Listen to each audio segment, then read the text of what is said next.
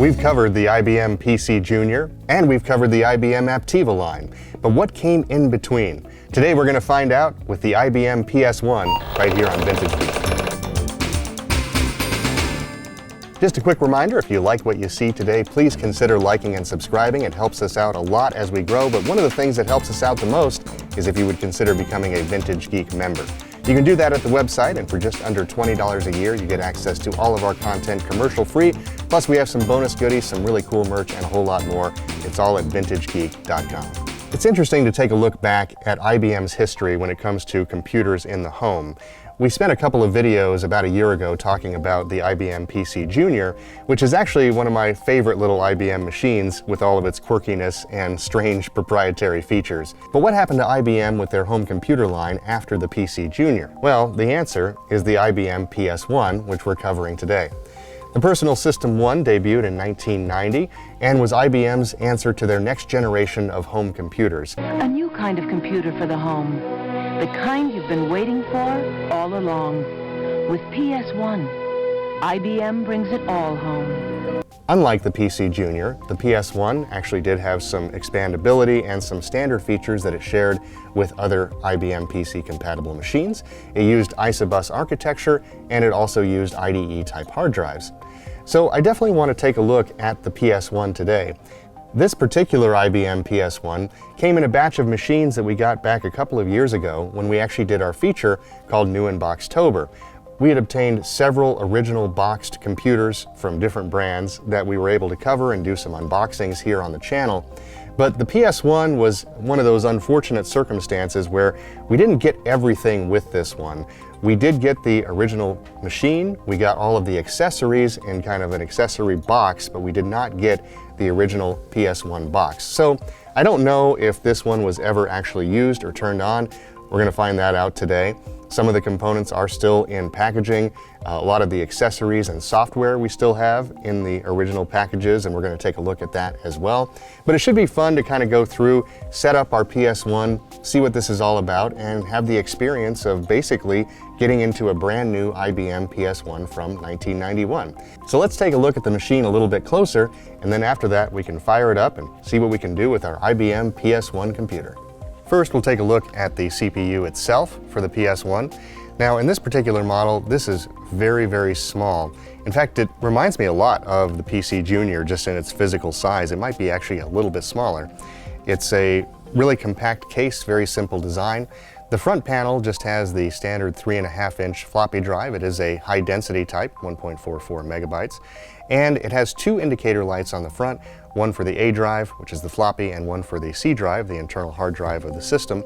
The front panel does have some ventilation, but other than that and the PS1 logo, there really isn't much more to see. If we flip things around to the back of the PS1, we can see our standard assortment of connectors here.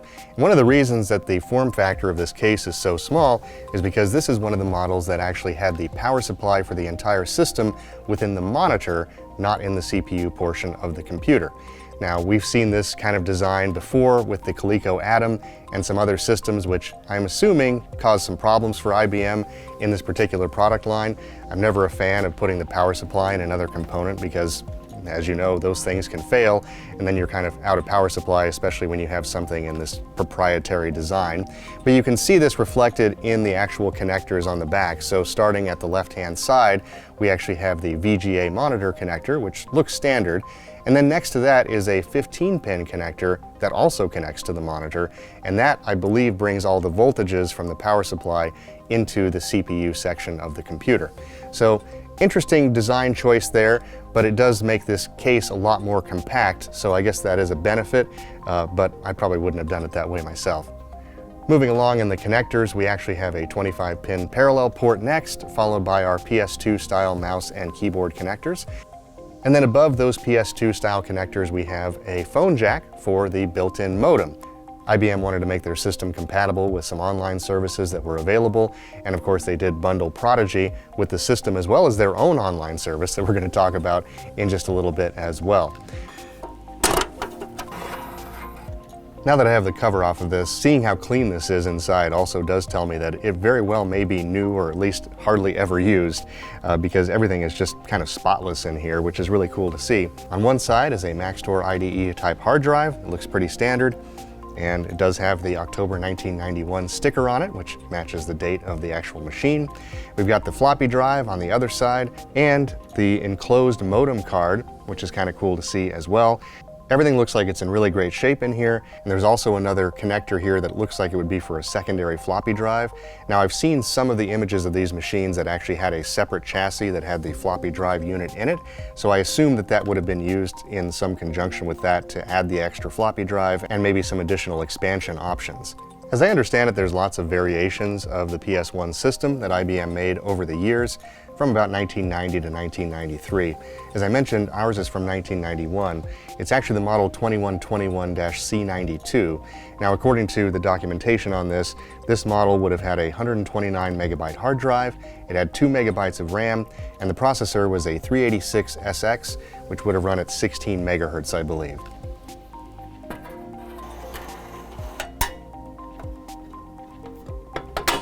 The monitor for the IBM PS1 system that we have does have the power supply in it.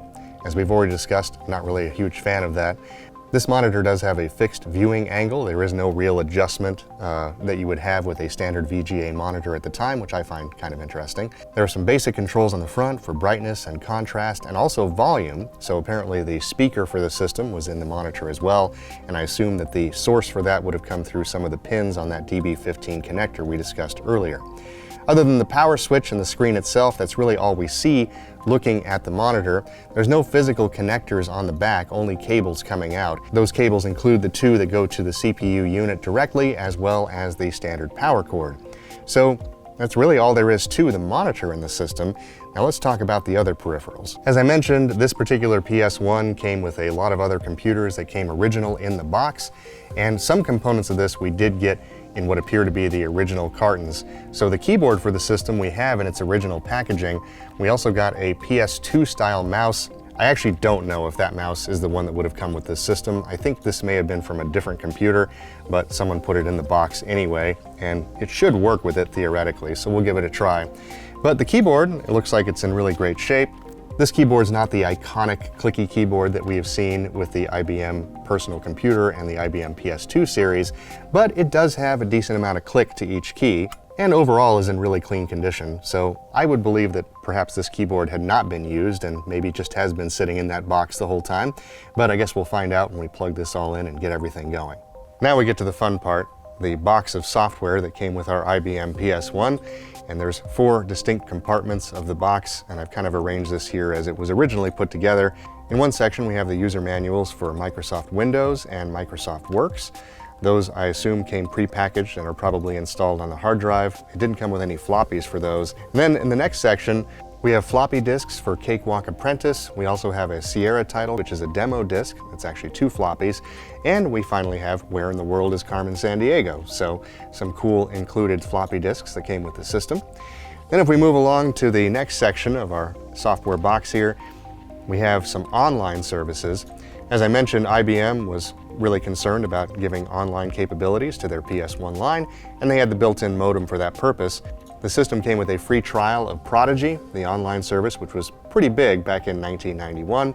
It also came with a risk-free trial of IBM's own online service called Promenade, which apparently was for educational purposes, and I had never heard about it until I saw this packaging. This one's a new one on me, but it looks like if you did sign up, you would get a free mouse pad, which, I mean, honestly, it doesn't get much better than that. And finally, we have the actual user guides for the PS1 system, getting started with the PS1, as well as probably the most interesting piece of software in this box, a piece of software from Buick called Buick Dimensions 1992. And at first when I saw this, I thought it was probably just a mistake and somehow ended up in this box inadvertently, but the name on the package for the Buick Dimensions disc actually matches the name that we found on the receipt that also came with this PS1 system. So I'm actually really probably the most excited to see what is on that disc and to try that out. So without further ado, let's get into trying out our IBM PS1 system. All right, I've got my PS1 all set up and ready to go. Connecting everything was very simple. There's only a few connections to be made, and everything kind of comes together nicely. The monitor sits very well on top of the CPU unit, so let's power it up and see what happens. Okay, so it is showing the 2 megabytes of RAM, so the spec sheet was correct. Not happy about something though. Looks like this may be a keyboard issue. The keyboard seems to be unresponsive. So I'm going to try this again with a different IBM PS2 style keyboard. This of course is the clicky original, so I'm kind of excited about that anyway. Let's give this another try. 2 megs of RAM.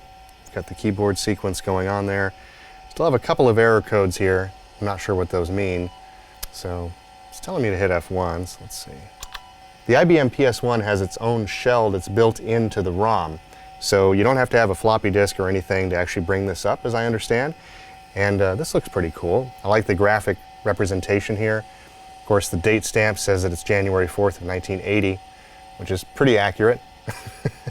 But mouse seems to work fine. And we can move around like this. Looks like we've got the 1990 and 1991 timestamp on here, so that's great. So let's take a look at information first.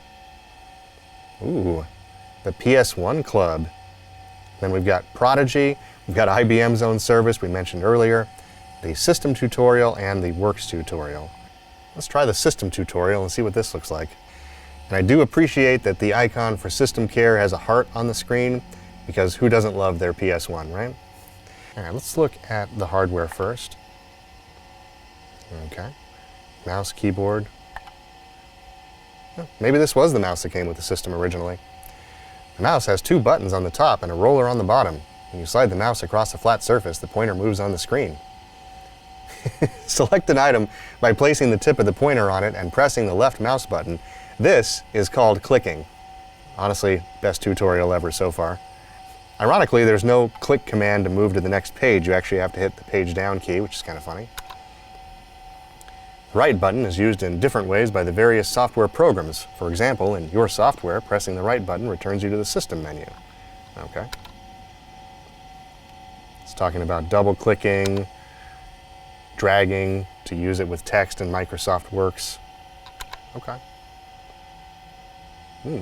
Drawing boxes. Choose a color by double-clicking on one of the blocks at the bottom of the screen. Okay. Draw a box by dragging your mouse. Release the left mouse button when the box is the size you want. Oh yeah, it's a nice box right there. Everything seems to be pretty responsive. I like the presentation here, so that's nice. Oh, thank goodness, I've now completed the mouse section. I'm a mouse expert now. Thanks, IBM. I'm a little bit disappointed that the page down doesn't just go to the main menu. You could have just built that in, guys, come on. And of course there's other parts to talk about: the keyboard, display, the system unit, and options. Let's look at options really quick here. Ooh, it's powerful and flexible too. Several options are available to expand its abilities. A PS1 printer, makes sense. Memory expansion card, nice to have. Audio card and joystick. I'm not sure where you would physically install the audio card, but that's cool that that's an option. 3.5-inch diskette drive, we have that. Fixed disk, we have that too. The 5.25 drive we do not have. I think that's what required the separate chassis. This option can only be installed on units that don't have a second 3.5-inch diskette drive. Oh, and then there's the adapter card unit. I assume that's what you would need if you were going to actually install something like a sound card. All right, so the information section is pretty cool. Let's see what's in our software. Okay, all right. So I like what they've done here. They've put this in kind of a folder-looking view. It's old school, but I like it. Let's open up Windows and see what version we have. I think this would have come with Windows 3.0. To start this program, select Start at the bottom of the screen. If you wish, you may type options for the program in the box below. I think this is actually pretty clever. The way this whole interface is put together, this looks like a piece of notebook paper.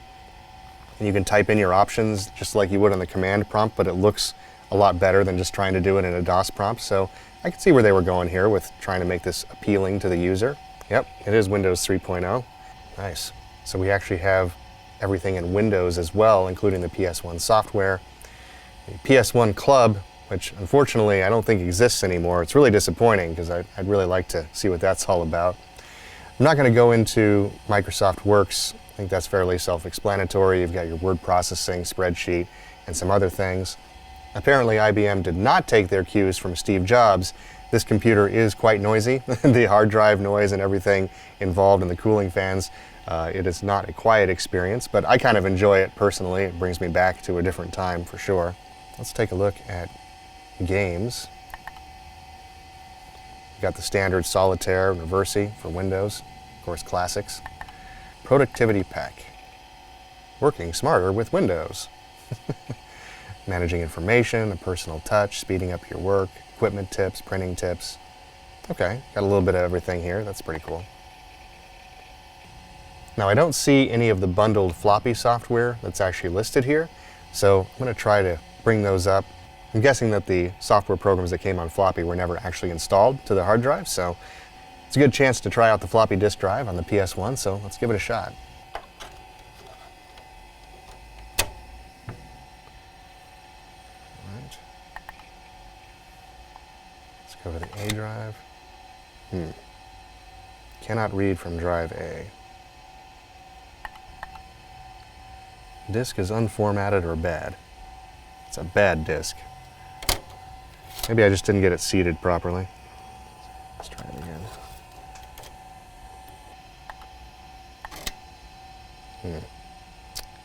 It's not great. All right, let's try a different disk. It's going to that disk is unformatted or bad message really, really quickly. It's not like it doesn't seem like it's really trying. There may be an issue with the drive itself.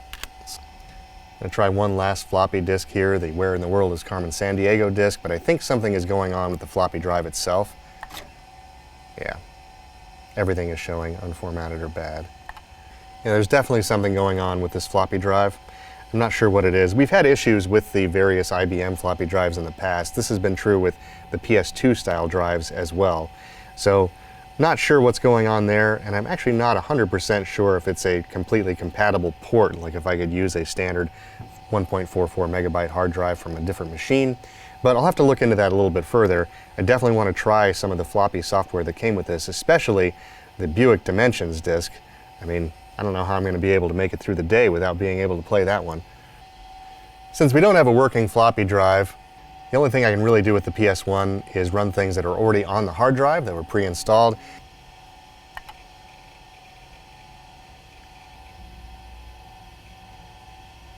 Ooh, confirm your telephone setup. We'll dial a special 1-800 number so you can choose local access numbers. These numbers will be used for all future connections.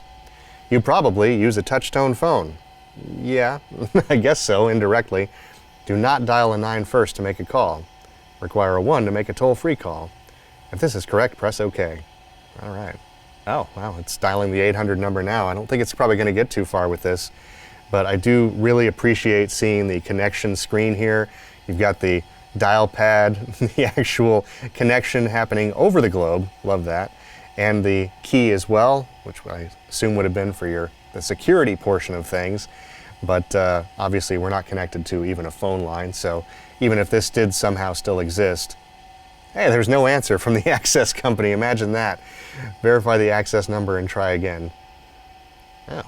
Hey, if you're still unable to connect to the service, call technical support at 1-800-525-5938. Well, now I have to find out.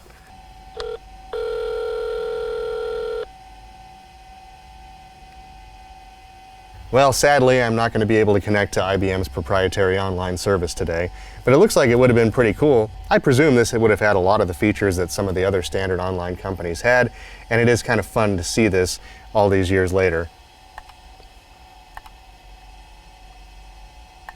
Oh, you can even set your screen name. You can be guest or new user. Fantastic. Ooh, it had capabilities of sending instant messages, getting member info, member directory. Honestly, IBM ought to think about bringing this back. Oh, you are about to discover an exclusive club brought to you by IBM through the Prodigy Interactive Personal Service. You'll be able to get answers about your new IBM PS1 computer and correspond with other users. A trial period for new members begins at sign-on, including both the IBM PS1 Club and the Prodigy service. Congratulations, it's time to sign on. I have a feeling this is not going to work. Interestingly, if you click on the DOS part of the main menu, it takes you to another menu where you can do standard DOS functions without using the command prompt. Like you can install software on your fixed disk, you can format a disk, copy file, backup and restore. So I do appreciate all of the things that IBM put into making this more user-friendly. Unfortunately, our PS1 does have the issue with the floppy drive. That's going to prevent us from playing some of the prepackaged software, which is a little bit disappointing for me, but I'm going to make this a priority to get this floppy disk working, because at some point I'm just going to have to check out that disk with the Buick Dimensions from 1992. So that will happen. Honestly, I'm pretty impressed with the IBM PS1. We've had a good time covering several of the IBM models here on the channel, like the Aptiva line, and this one's no exception. Some of the bundled software that came with it was a lot of fun to try out, and I'm really glad that you could join us as we went through this system today. If you liked what you saw, please consider liking and subscribing. It helps us out a lot, but one of the things that helps us out the most is if you would consider becoming a Vintage Geek member. You can do that at the website, and for just under $20 a year, you get access to all of our content commercial-free. We've got some bonus goodies on there and some really cool merch as well, so check it out. It's all at vintagegeek.com. Until next time, I'm Aaron, and this has been Vintage Geek.